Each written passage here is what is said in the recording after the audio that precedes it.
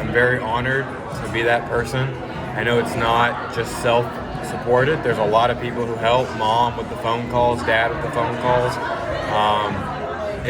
It's really cool. I'm really happy.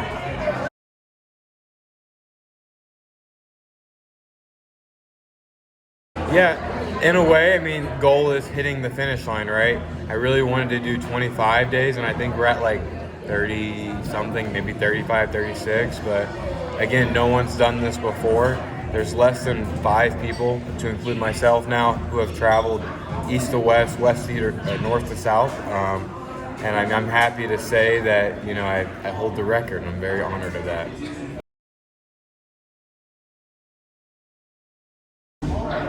Day 3, day 4.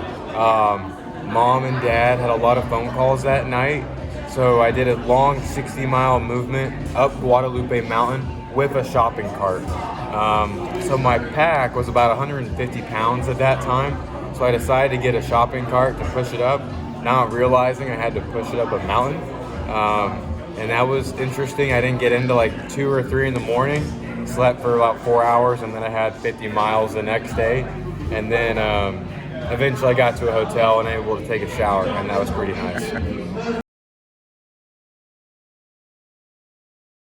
Some days I'd get up to 8,000 with pizza. I'd eat like a whole medium pizza. I would do that Dean Parnassus, just roll it up like a burrito and eat it. But the first 3 to 4 days, I was eating about 3 MREs, which had probably about 3,000 to 4,000 calories total for that day. And I was burning, on average, anywhere from 3,000 to 7,000 a day calories, 3,000 to 7,000 calories a day. So directly, no. Self-supported, you can only have stuff that I gather along the way myself, but that includes like someone driving by and giving sweet tea and orange juice. That also includes hotels. It includes gas stations, and there was a few times that I went by some volunteer firefighters and they handed me some Gatorade. I think challenge is rucking. Rucking is when you carry a large pack. Starting off, it was over 120 pounds wet, 90 pounds dry. That's a lot of weight, right? And guys are able to do that 20 or 30 miles a day for multiple weeks on end, but doing it 40 to 50 miles a day, every day with low caloric intake, low water intake, and hardly to no electrolytes, because for the first 4 days, about 175 miles, there was no gas station. There was a great guy who gave me some orange juice and sweet tea and some McDonald's, and he was amazing, Mr. Tony, but beyond that, there was nothing. So starting off and not having any electrolytes to replenish drains the body very fast. Yeah, so veterans, because family connections and 22 plus veterans. There's some studies who say 30 or 40 a day veterans will commit suicide. That's, I think, unacceptable. It's a lot of veterans, especially when only 1% of our nation is actually serving right now. And then firefighters, I just find that statistic shocking that the number one causing death is cancer. You would think it would be a building, you would think it'd be grasslands.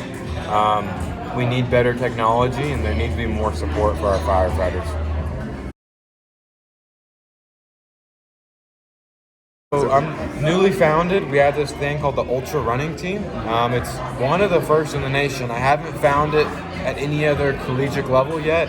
I want to be proved wrong. If there is another university out there, reach out. I'd love to connect and run with y'all. But the team, we focus on running more than a marathon. So anywhere, we have guys who are competing at the 50-kilometer distance, and they're going for speed, and they're trying to hit it fast. And then you have myself, who's an old man. My knees are already hurting, and I'm just trying to go and chug along, and I prefer the 200 and 300-mile races.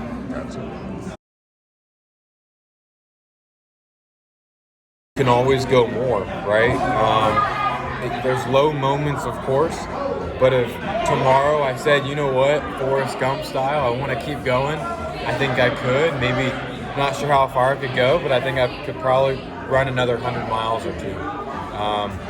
It's crazy the lows that you experience, but fighting through, going to bed and then waking up and saying, hey, that low that happened wasn't that bad is something that I really enjoy.